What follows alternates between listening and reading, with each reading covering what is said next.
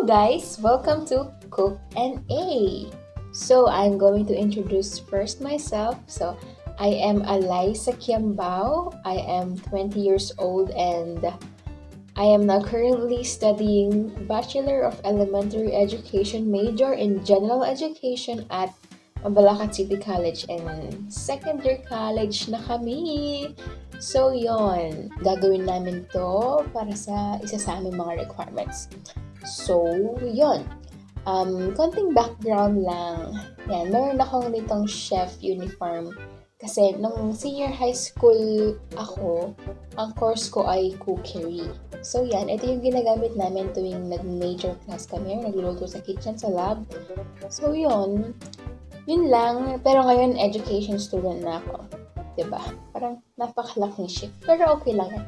So, ang ating pinaka-main na gagawin ngayon, gagayahin natin actually yung isang segment ng Tasty channel, ang Make It Fancy with Rie. So, yun. Magre-reveal tayo ng isang secret, simple ingredient na gagawin natin siyang fancy recipe or fancy dish or fancy food. So, yun. Ito siya. So, under this bowl, nandito yung ating magiging pinaka-gagamitin or dapat at least ito ay nasa gagawin natin dish. So, ito. Ayan. Mayroon tayong butter coconut cookies. Tchanan! Butter coconut cookies. So, basically, these are coconut flavored biscuits. So, yan. Dito yung gagamitin natin. So, I am up for this challenge. Ayan. So, let's start. Gagayahin natin si Rie. Gaya ng sabi niya, let's make it fancy. Let's start.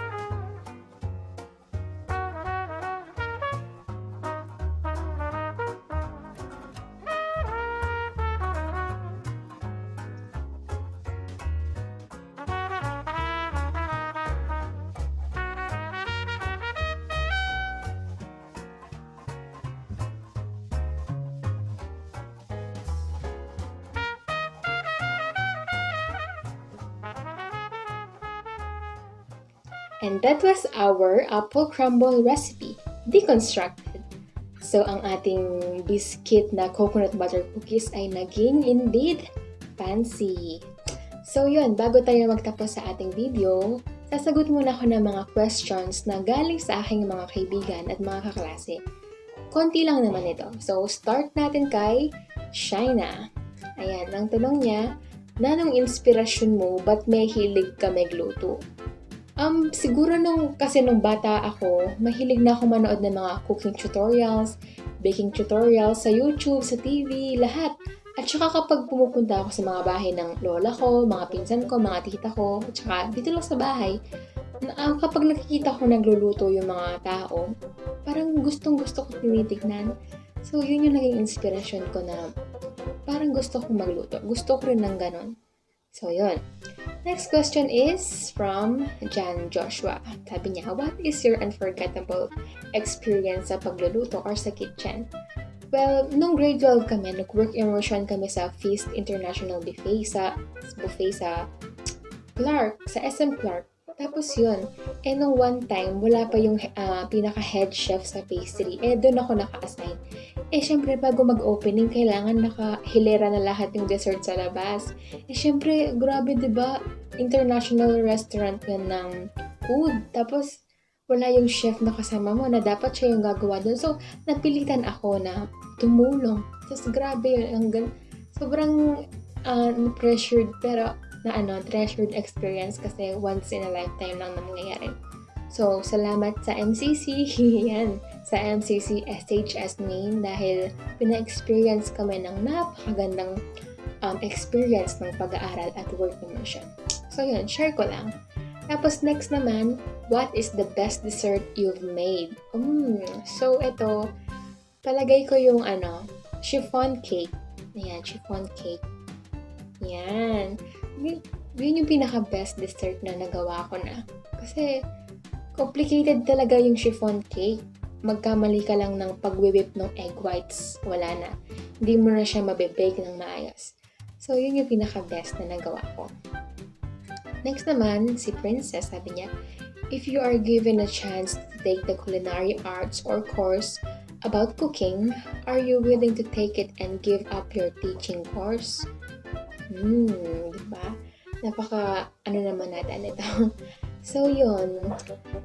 Sa ngayon kasi nga, diba, education student na ako. So, parang iba na yung takbo ng buhay. Unlike nung senior high, cookery student talaga ako. So, kung merong dumating man na opportunity na ito, kunin ka namin, siguro, hindi ko i-give up yung teaching. Siguro, maaari naman na mag-giveaway ka sa dalawa na gusto mo. Kasi kapag gusto mo yung ginagawa mo, kahit mahirap pa yan or kahit ano pa yan, I believe na makakaya mo yun, diba? At saka, napaka-importante ng teaching, lalo na sa panahon natin ngayon, lalo na yung course namin, mga bata yung tinuturoan namin. So, at least nagiging small instruments kami para maturuan namin yung mga bata sa mga tamang bagay na dapat nilang gawin. So, hindi ko talaga siya i-give up. Kumbaga, mag-giveaway ako sa both cooking and teaching. That would end our question and answer portion for this video. And I hope you enjoyed and learned something new sa ating video today. So maraming salamat sa lahat na nanood. Bye! Share the love!